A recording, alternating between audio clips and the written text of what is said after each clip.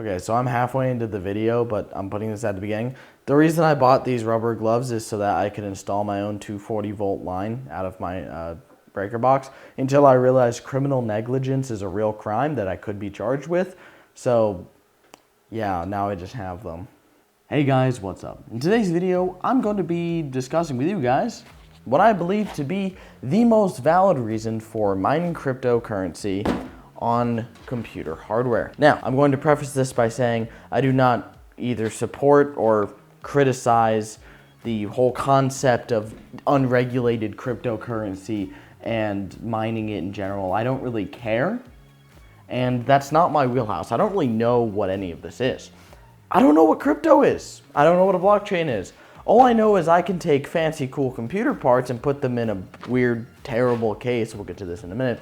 And I can have like free money. So that's the basis I'm going off of. But as a tech enthusiast, as a computer part enthusiast more specifically, I do understand the impacts on consumer electronics of the mining industry, which is why I've come up with a great middle ground, and that's what we're going to discuss in today's video. So, whilst building a mining rig, a standard classic mining rig, I'm going to be discussing that with you guys today.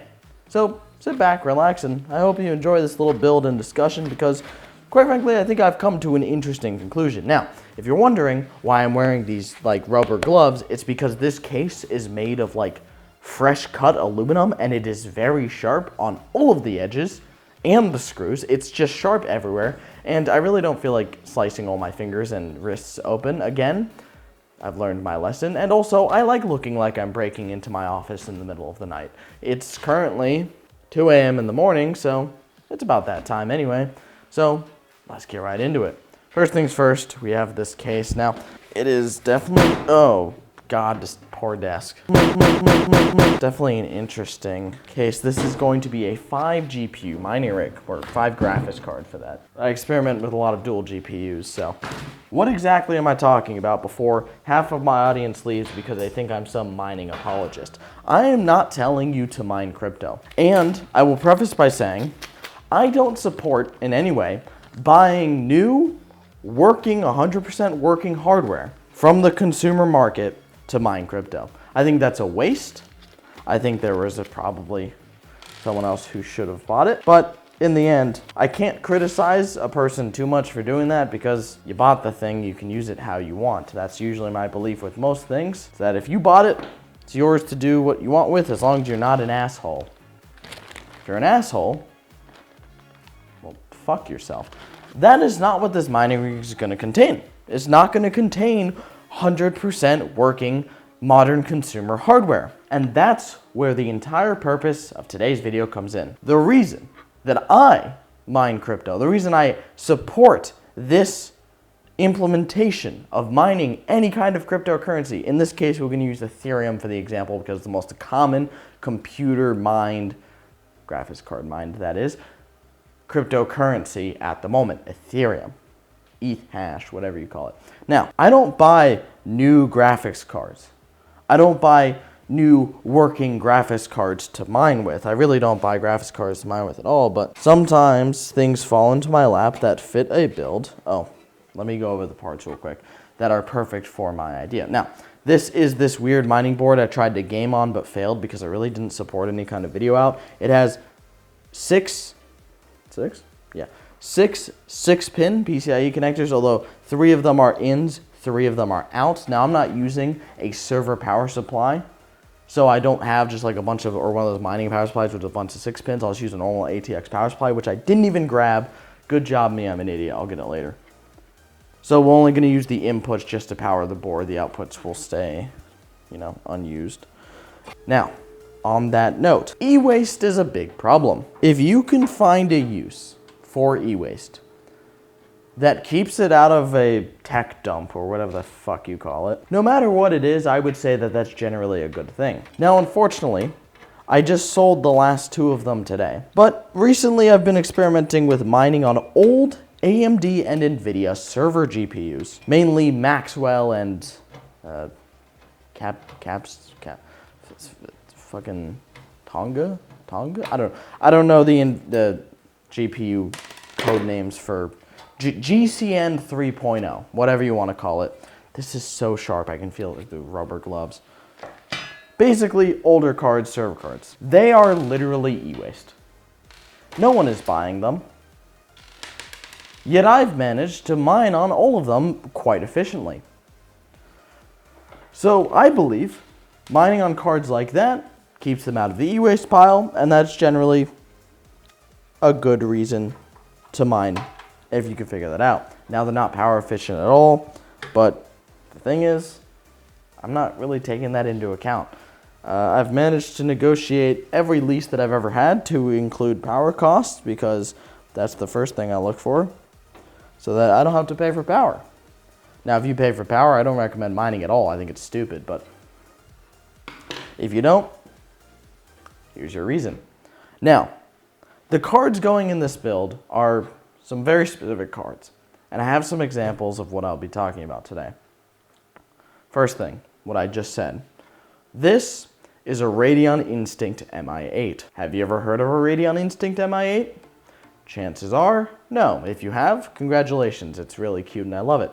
If you haven't, this card is the same GPU, the Fiji GPU from AMD, that was in the R9 Fury X, released in 2015. It has 4 gigabytes of HBM, so at 4 gigs it can't mine Ethereum, but it can mine Ethereum Classic or Beam, whatever the fuck, at a pretty efficient, like $1, 60 cents to $1 a day, and it's essentially useless. No one is buying these for modern servers. There are so many of them in the world that really nobody wants. They go for like $100-something bucks, depending on where you look, and there's not much to do with them. I happen to have a couple of them, and they take server airflow, so if you don't have a server, you can't even use them anyway, or a case with super high RPM fans. And I'm gonna go ahead and put this in the top slot. The card does technically have a DisplayPort out, although it's not active without a BIOS flash that I have managed to crack myself. I know, 3 cheers for me. But it couldn't even be used in a consumer system because of that aforementioned passive cooler that, you need super high RPM airflow through, so it wouldn't even matter anyway, even if you could. It's basically an R9 Fury Nano for the server space.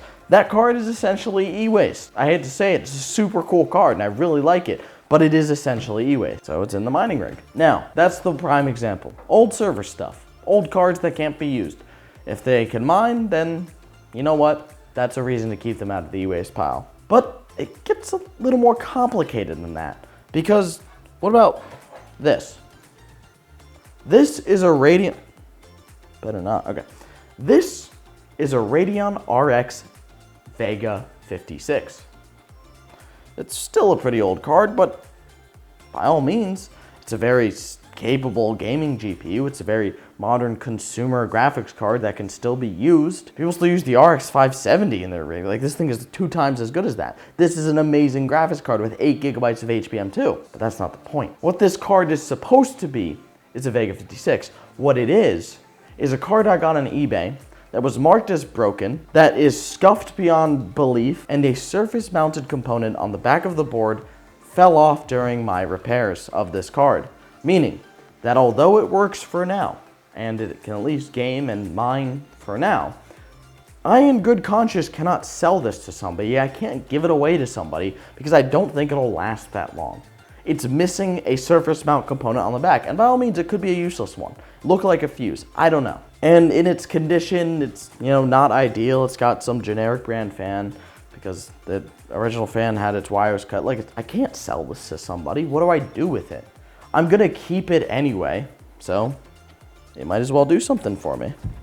I should note I don't actually have planning here. So, cards that can't really be sold. The same thing goes for collector's cards. I have some collector's item cards that I'm not gonna sell. I wanna keep them forever. But sitting on a shelf doing nothing is the least economical thing to do with them. So I'll put them in a mining rig. That's the point. But it gets a little more complicated. What about this? This is not an old card. This is a brand new Radeon RX 6800. This is a very modern gaming card. 16 gigs of GDDR6. I can't do that, man. It sounds like I have a stroke. It's a very good card, except the person who sold it to me forgot to mention that the card black screens at random while gaming. Now, I looked up the issue and someone said they had to RMA the card to get a fix. Unfortunately, Azerock has denied the RMA for this card. As I am the second owner, they will not RMA the card. So, I am stuck with it. The issue is random. It only happens maybe once every 2 days, once a day if I do a lot of gaming. It's weird. The system has to be rebooted. It just black screens entirely. It's a full driver crash. But that being said, even though it's a sporadic issue, I can't in good conscience sell this to somebody. I can't put it in a giveaway because it doesn't properly function. What it can do, however, is mine. Since it can't do anything else, I can't get rid of it. I could sell it on eBay for parts are not working, but what can I get for it? 500 bucks minus eBay's 12% tax, so 400 bucks. Thanks, Azerock, by the way, for being completely unwilling to accept an RMA. It doesn't matter if you don't, if it's not under warranty. You can't take the brand new card back and look at it. I have no brand loyalties. I think all brands suck, except for the fact, but the one thing I'll say is at least when I had a broken RX 580 that I bought on eBay and was 3 years out of warranty from Gigabyte, Gigabyte took the RMA. Now, of course, they told me because a fuse had ripped off the contact pad and it could not be resoldered, that it was unrepairable, but at least they took the RMA to look at the card. And it was said if they could fix it, it'd be 45 bucks. Good job, Gigabyte. Fuck you, Azerock. None of these companies are gonna send me anything or talk to me anytime soon, so they don't really associate themselves with this. But the RTX 3090, no, of course it's not going in here. What am I, stupid? God, I swear I had jokes. See, that kind of blurs the line that I'm trying to walk here, where, yes, you can buy whatever you want, do whatever you want with it. It's your right, it's your property. But there's a difference between buying something new, like a brand new RTX 3090, and then throwing it in a mining rig and now it's just cool. It's a fucking waste. And buying a Titan XP 4 years ago before you even knew what the fuck mining was, deciding you're gonna keep it and then mining on it later. Big difference. If you can't see it, well then I can't explain it to you because it's a very simple thing. Oh my god, this has a red button, that's so cool. Seems like a very simple concept, but maybe I'm just dumb.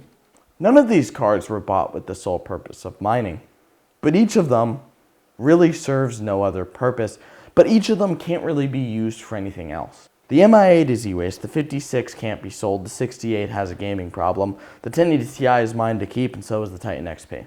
And that, my friends, is the point of all this. Now, if you're wondering about the power supply, if someone wants to make the argument, oh, you're going to waste a perfectly good power supply. I've had my EVGA G2 1300 watt 80 plus gold power supply for, I don't know, 5 years now. I can't sell it to somebody. It's a used PSU. I'm not going to sell someone a used PSU. I've got nothing else to do with a 1300 watt power supply. Silverstone sent me a 1500 watt power supply. If I need super high power, I'll just use that. So, yeah, it's a waste to keep it doing nothing. It's 1300 watts, you might as well use it. And as for power, well, I don't know where it comes from.